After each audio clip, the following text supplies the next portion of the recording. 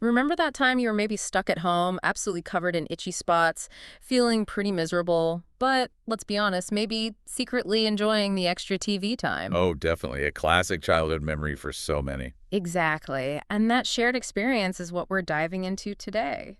Chickenpox, or varicella as it's properly known. Hmm.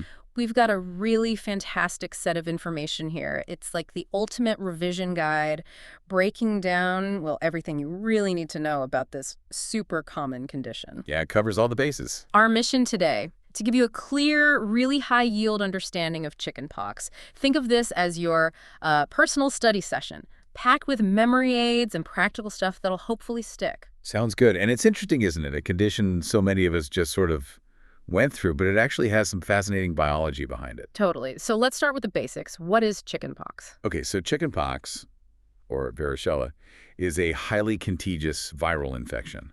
The culprit is the varicella zoster virus, VZV for short. BZV, got it. And the absolute classic sign, the one everyone remembers, is that really widespread rash. You know, the incredibly itchy, fluid-filled blisters that eventually scab over. Ugh, the itch. It's almost legendary. Okay, so VZV is the cause. You mentioned the virus name Varicella zoster. What's interesting about that? Well, VZV is actually part of the herpesvirus family. Oh, really? Yeah. And what's really key about VZV is that it causes two distinct things. First, you get chickenpox. That's the primary initial infection. Right. But then the same virus can lie dormant in your body and reactivate years later, causing shingles. Ah, okay. So it's a two-for-one deal, sort of. How does it actually spread from person to person? It's mainly through respiratory droplets, so, coughing, sneezing, or by direct contact with the fluid from those blisters. It's very easily spread. Which explains why it ripped through primary schools back in the day. Exactly. Which leads us nicely into risk factors. Who's most likely to get it or get a worse case? Yeah, what makes someone more susceptible? Well, the biggest risk factor is pretty straightforward. Just not being vaccinated or never having had chickenpox before. If you haven't encountered it, you're susceptible. Makes sense. And while we often think of it as, a mild childhood thing, it's really important to remember that infants, very young kids, and especially people with weakened immune systems, they're at a much higher risk for serious complications. Okay, so it's not always just a mild inconvenience. Let's dig into the pathophysiology then. How does the virus actually work inside the body? Right. So VZV usually gets in through your respiratory system. You breathe it in. Okay. Then it starts multiplying in the lining of your airways, the mucosa. From there, it moves into the lymphatic system, kind of like the body's internal highway for immune cells. And then Then it gets into the bloodstream. That's called viremia. This allows it to spread throughout the body, a systemic infection. And that's what triggers the characteristic rash. the spots appear everywhere. Pretty much. But here's the really clever, or perhaps slightly sinister part. Even after you recover from chickenpox, the VZV isn't totally gone. The latency thing you mentioned. Exactly. It sits up shop, basically goes dormant, establishing a lifelong presence in nerve clusters called sensory ganglia, often near the spinal cord. And that's the reservoir for shingles later on. Precisely. It can reactivate under certain conditions like stress or waning immunity and travel down the nerve to cause that painful shingles rash. Fascinating. Okay, so someone comes in with a spotty rash. It looks like chickenpox, but are there other things it could be? What's the differential diagnosis? That's a really important clinical question because, yes, other things can sometimes look similar. Like what? Well, you might think about generalized herpes simplex or even widespread shingles itself, though that's less common than the typical shingles pattern. Okay. Then there are skin conditions like dermatitis herpetiformis, which is linked to coeliac disease, or impetigo, which is a bacterial infection. Even things like gut-taint psoriasis, other viral rashes. Contact dermatitis. Yeah, contact dermatitis. Or even severe reactions like Stevens-Johnson syndrome, though they usually have other distinguishing features. So how do you tell it apart, especially from shingles? The key difference with shingles is usually the distribution. Shingles typically sticks to one or maybe adjacent dermatomes, that specific area of skin supplied by a single nerve root. It's usually quite localized, often like a band on one side of the body. Chickenpox, on the other hand, is typically widespread, all over the body, spots in different stages. Right, that centrifugal spread we talked about. Okay, let's talk numbers. How common is chickenpox? What's the epidemiology look like, say, in the UK? Well, in the UK, we traditionally saw outbreaks cyclically, maybe every 3 to 4 years, something like that, though patterns can change. And before the vaccine? Oh, pre-vaccine, almost everyone got it in childhood. It was just expected. Yeah, I remember that. What about immunity now? Data from England and Wales shows that over 90% of people over 15 are immune, meaning they have IgG antibodies, likely from past infection. Wow, that's high. What about pregnancy? Is it common then? Contact with chickenpox during pregnancy isn't unusual, but actually getting a primary infection, catching it for the first time while pregnant, that's thankfully quite rare. Only about 3 in 1,000 pregnancies. Ew. Though there might be a slightly higher risk for women who grew up in tropical areas, possibly due to less childhood exposure there. Interesting. Does the H people get it very much worldwide? It does, actually. In Yeah. places like the US, UK, Japan, it's typically a younger childhood illness, often under 10. Right. But in other regions like India, Southeast Asia, the West Indies, it's often seen in older children, adolescents, or even young adults. So it's not just a childhood disease everywhere. Not exclusively, no. And the key point is, you can get chickenpox at any age if you're not immune. It's found worldwide, it's endemic, meaning it's always around in the population. Is there a particular season for it? Historically, we'd see a peak in late winter and spring, maybe March to May, Hmm. though some evidence suggests that seasonality might be becoming less distinct recently, perhaps due to vaccination and changing population dynamics. Okay. And remind us about the contagious period. Crucial point. You're infectious for a couple of days before the rash even shows up, and you stay infectious until all the spots have crusted over, usually about 5-7 days after the rash starts. Right, which makes it hard to contain sometimes. And just to be crystal clear, can you catch shingles from someone with chickenpox? No, you can't catch shingles from chickenpox. And can you catch chickenpox from someone with shingles? It's possible, but much less likely than catching it from someone with chickenpox itself. The virus is present in the shingles blisters, so direct contact could theoretically transmit VZV to a non-immune person, causing them to develop chickenpox. But it's considered rare compared to chickenpox transmission. Got it. Okay, let's get into the clinical picture. What does it actually look and feel like for the person going through it? So, symptoms can sometimes be a bit more severe in older children and adults compared to young kids. Okay. Typically, it might start with a bit of a fever, feeling generally unwell malaise, maybe a headache, loss of appetite. Then comes the star of the show, the itchy rash. Where does it usually start? Often on the head or the trunk, the main part of the body. It starts as flat red spots, maculoles, then they become raised bumps, papules, and then they turn into those characteristic fluid-filled blisters, vesicles. And they all happen at once. That's the key thing. You see spots in different stages of development simultaneously. So over the next, say, 3 to 5 days, you'll see new spots appearing, while older ones are progressing from papules to vesicles, maybe becoming a bit pus-filled, pustules, and finally crusting over. Right. And the distribution. Mostly head, neck, and trunk. It's usually sparser on the limbs. You can even get them inside the mouth or other mucous membranes. Ouch. And the itch? Oh, the itch can be intense. Especially for younger children, it's often the most distressing symptom. Does it scar? It can, yes. Scarring is perhaps a bit more common or noticeable in adolescents and adults, and scratching definitely increases the risk of scarring and infection. In fact, how would you spot that? If you see significant redness, swelling, or pus around the lesions, that could suggest a secondary bacterial infection, often from Staphylococcus or Streptococcus bacteria introduced by scratching. Okay. Any other specific presentations? Well, in females, you can sometimes get lesions on the vulva, and if someone has a really prolonged eruption, like spots continuing to appear for weeks, that might point towards an issue with their cell-mediated immunity. Right. And what about immunocompromised people? You mentioned they're high risk. How does it look different for them? It can be much more severe. The lesions might persist for weeks instead of days. The vesicles themselves can be larger, sometimes even hemorrhagic, meaning they bleed. Oh, wow. And tragically, these individuals have a much higher risk of dangerous complications like pneumonia or disseminated intravascular coagulation, a serious blood clotting disorder. It really highlights the difference immunity makes. Okay, we've got these visual descriptions. And you mentioned a memory tip for the rash spread. Yeah, think centrifugal, starting in the center, trunk, and moving outwards towards the periphery, limbs. Centrifugal. Got it. So, faced with this classic picture, how is the diagnosis usually made? Do you need tests? For the vast majority of cases, no. The diagnosis is clinical.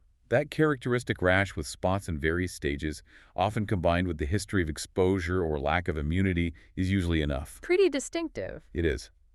But if the presentation is atypical, Or if confirmation is needed for some reason, perhaps in an immunocompromised patient or during pregnancy, then yes, lab tests can be done. What kind of tests? You can take a scraping from a fresh lesion and look for the virus using techniques like immunohistochemical staining, or more commonly now, use PCR tests to detect the viral DNA. PCR is very sensitive and specific. Okay. And what if you suspect complications? Then investigations depend on the suspected complication. If someone's got respiratory symptoms like coughing or shortness of breath, a chest x-ray would be important to look for pneumonia. And neurological signs. If there are concerns like severe headache, confusion, or seizures, then a lumbar puncture to analyze the cerebrospinal fluid might be necessary to check for encephalitis or meningitis. Right. Targeted investigations for specific worries. So let's move on to management. Someone has chickenpox. What do we do?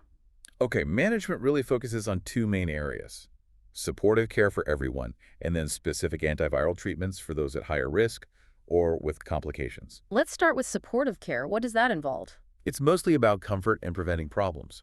So keeping the person cool can help with the itch. Trim fingernails really short, especially in kids, to minimize skin damage from scratching. Good tip. Over-the-counter paracetamol can be used for fever or discomfort. Importantly, avoid aspirin in children due to the risk of Ray's syndrome. And there's some caution around NSAIDs like ibuprofen, as they might slightly increase the risk of severe bacterial skin infections. Paracetamol is generally preferred. Okay, paracetamol for fever. What about the itch? Calamine lotion. Calamine lotion used to be standard, but it's not really recommended routinely now. It can be quite drying and sometimes make itching worse once it dries. Soothing emollients or moisturizers are often better. Antihistamines, particularly sedating ones at night like chlorphenamine, can help with sleep and reduce itching. Right. And isolation. Absolutely. Keep the person away from school or work, and particularly away from high-risk individuals, pregnant women, newborns, immunocompromised people, until all the spots have crusted over. Good hand hygiene is also key. Makes sense. So that's supportive care. What about specific treatments like antivirals? Antiviral medication, usually acyclovir, isn't generally needed for otherwise healthy children with uncomplicated chickenpox. But for whom would you consider it? Definitely consider it for high-risk groups. That includes immunocompromised individuals, people with severe underlying lung or skin disease, sometimes older adolescents and adults, especially smokers, as they have higher pneumonia risk, and newborns whose mothers develop chickenpox around the time of delivery. Also, if someone has really severe disease or develops complications like pneumonia or encephalitis, or if they're on high-dose steroids. And interestingly, sometimes it's considered if new lesions are still appearing after about day 7 or 8, or in the rare cases of rash following vaccination. And how effective is it? Does it need to be started early? Yes. Ideally, it should be started as early as possible, preferably within 24-72 hours of rash onset, to have the most benefit in reducing the severity and duration of illness. For immunocompromised patients, starting it promptly, whether oral or intravenous, can really shorten how long the vesicles last. What about pregnant women who get severe chickenpox? Prompt treatment with acyclovir is crucial for severe maternal varicella, even if they've received VZIG prophylaxis. Okay, let's talk about VZIG. What about people who've been exposed but aren't immune? Right, post-exposure prophylaxis. This is mainly for those high-risk individuals we mentioned, immunocompromised people, susceptible pregnant women, newborns exposed around delivery if they had a significant exposure. And what do they get? They can be given human varicella zoster immunoglobulin, or VZIG. This provides temporary passive immunity. It needs to be given ideally within 72 hours, but up to 10 days post-exposure might still offer some benefit. Does it always prevent chickenpox? Not always, but it can prevent infection or make it much milder if it does occur. If someone develops severe chickenpox despite getting VZIG, they should still be monitored closely and might need acyclovir treatment. Okay. And what about babies exposed around birth? Acyclovir might be considered for neonates whose mothers develop the rash shortly before or after delivery, as they are at high risk of severe neonatal varicella. And any specific advice for pregnant or breastfeeding women? Absolutely crucial. They get specialist advice if they're exposed or develop chickenpox. There's that small risk, less than 1%, of congenital varicella syndrome if infected in the first 20 weeks, which can cause serious problems for the baby. So specialist input is key. Essential.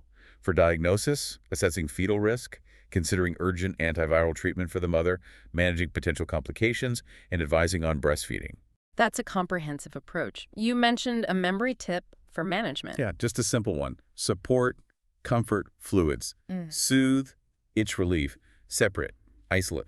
Sometimes special antivirals for high risk. Support, soothe, separate, sometimes special. Hmm. Nice. Okay, what's the outlook then? What's the prognosis usually like? The good news is, for most healthy people, especially children, the prognosis is excellent. It's typically self-limiting, clears up on its own in 1–2 weeks, usually without any major issues. That's reassuring. But, as we've stressed, for those high-risk groups, infants under 1, adolescents, adults, pregnant women, the immunocompromised, the risk of more severe disease and complications is definitely higher. So most kids get mild disease, but we need to be vigilant with those other groups. Exactly. And once you've had it, you generally get lifelong immunity to chickenpox itself. So getting it twice is rare. Very uncommon in healthy people. It's more likely that a second VZV episode would be shingles, or perhaps in very immunocompromised individuals, a recurrence might happen, but it's not the norm. Okay, let's talk more about those complications. What are the main ones to watch out for? By far the most common is secondary bacterial skin infection. From the scratching. Exactly. Scratching breaks the skin, letting bacteria like Staph aureus or Strep pyogenes get in. We mentioned avoiding NSAIDs might help reduce this risk slightly. It can range from just one infected spot to wider cellulitis. And rarely, invasive group A strep can cause really serious things like necrotizing fasciitis or toxic shock syndrome. Scary. What else? And pneumonia is a big one, especially in adults, smokers, pregnant women, and the immunocompromised. It's usually a viral pneumonia directly from VZV, happens a few days after the rash starts. Symptoms are chest pain, cough, wheezing, shortness of breath. It can be life-threatening. Okay, pneumonia is serious. Any others? Encephalitis, inflammation of the brain, is rare but very serious. It might involve the cerebellum, causing coordination problems. Symptoms include confusion, irritability, drowsiness, vomiting, severe headache, stiff neck, difficulty walking. It needs intensive care and sadly carries a mortality risk of about 5–10%. Wow, that's severe. Other rare but serious things include disseminated hemorrhagic chickenpox, where there's bleeding into the lesions and potentially elsewhere. Very rarely, things like arthritis, nephritis, kidney inflammation, or pancreatitis can occur. And other neurological issues. Yes. Besides encephalitis, you can sometimes see things like benign cerebellar ataxia, which is usually temporary coordination difficulty, especially kids. Also, myelitis, spinal cord inflammation, or vasculitis, inflammation of blood vessels in the brain. And other infections like osteomyelitis, bone infection, sepsis, or even just a common middle ear infection, Paediatrics media, can sometimes complicate things. Quite a list, ranging from common skin issues to some really severe, rare problems. Do you have a memory aid for these? Yeah, trying to group them might help. Think bacterial skin, the common one, breathing bad, pneumonia, brain bother, encephalitis, bleeding badly, hemorrhagic, and body bits for the other rare ones like arthritis, nephritis. Bacterial skin, breathing bad, brain bother, bleeding badly, body bits. Useful framework. Okay, so to wrap things up. Chickenpox. Highly contagious, usually a childhood illness caused by VZV, which can later cause shingles. Right. Typically mild, but with potential for complications, especially in specific groups. Supportive care is key for most, antivirals for some. And vaccination is obviously a major factor now in prevention. The key message seems to be, it's often mild, but recognize the high-risk groups and seek medical advice if you're concerned or if complications develop. Precisely. And that leads to an interesting thought, doesn't it? With widespread vaccination changing the landscape of chickenpox, what are the long-term implications going to be? Not just for chickenpox itself, but also for the incidence and severity of shingles in the population decades down the line. That's a really important question, something for us all to keep an eye on. Definitely food for thought. Indeed. And for everyone listening who wants to dive deeper or needs solid revision resources, don't forget to check out PassThemSRA.com and the free resources at freesra.com. Great resources for medical students and junior doctors. Absolutely. Well, thank you for joining us on this deep dive into the spots and science of chickenpox.